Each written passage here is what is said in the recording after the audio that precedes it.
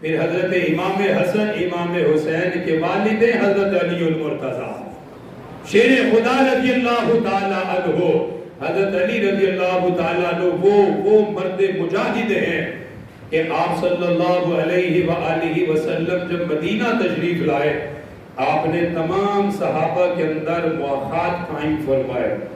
یہ اس کا بھائی ہے، یہ اس کا بھائی ہے، چونکہ صحابہ ہجرت کر کے آئے، کوئی مکہ سے آیا، کوئی شام سے آیا، کوئی مصر سے آیا، ادھر ادھر سے لوگ ہجرت کر کے آئے، مال و دولت، بہن بھائی سب اپنی جگہ پر رہ گئے۔ آقا مدنی صلی اللہ علیہ وآلہ وسلم نے صحابہ کے اندر مواخات قائم فرمائے، ایک مہاجر ایک انصار، کہا یہ تیرا بھائی ہے، یہ تیرا بھائی ہے، ایک دوسرے کے دکھ دردوں میں شریک ہونا۔ آقا مدنی یہ سارا معاملہ طے کر چکے تھے۔ حضرت علی رضی اللہ تعالیٰ عنہ تشریف لائے، آنکھوں میں آنسو ہیں، افسردہ ہیں، غم زدہ ہیں، اور بارگاہ رسالت میں حاضر ہوئے۔ آپ صلی اللہ علیہ وآلہ وسلم نے حضرت علی کو دیکھا، آنکھوں میں آنسو بھرے ہوئے ہیں، چہرہ افسردہ ہے، غم زدہ ہے۔ فرمایا کہ علی کیا بات ہے، کیوں پریشان ہو؟ عرض کرنے لگے آقا آپ نے سب کو ایک دوسرے کا بھائی بنا دیا، مجھے تو کسی کا بھی نہیں بنایا۔ سب کا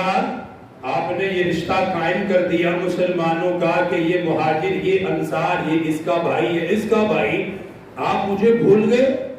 آپ نے مجھے اکیلا ہی چھوڑ دیا۔ اللہ اکبر، میرے آقا نے فرمایا اے علی سن،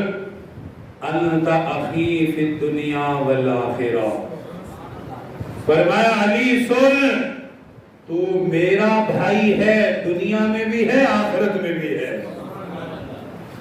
میں نے ان کو ایک دوسرے کا بھائی بنایا ہے صرف دنیا کے اعتبار سے، دنیا سے جائیں گے سارے رشتے ختم ہو جائیں گے۔ فرمایا کہ علی میں نے تجھے اس لیے کسی کا بھائی نہیں بنایا کیونکہ تو میرا بھائی ہے، میں نے تجھے اپنے لیے رکھا ہے۔ اور فرمایا انت اخی فی الدنیا والآخرہ، تو دنیا میں بھی میرا بھائی رہے گا، آخرت میں میرا بھائی رہے گا۔ تیرا میرا رشتہ اس قدر گہرا ہے کہ یہ موت سے بھی نہیں ٹوٹے گا، دنیا میں بھی تو میرا بھائی رہے گا،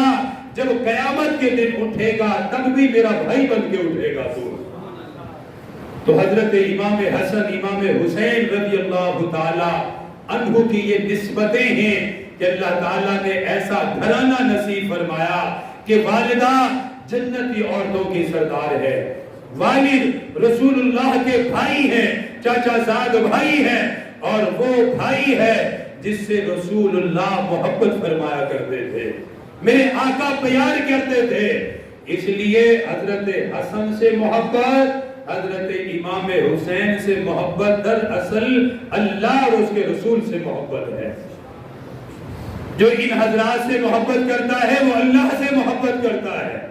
پھر اللہ تعالیٰ نے ان کو اولاد دے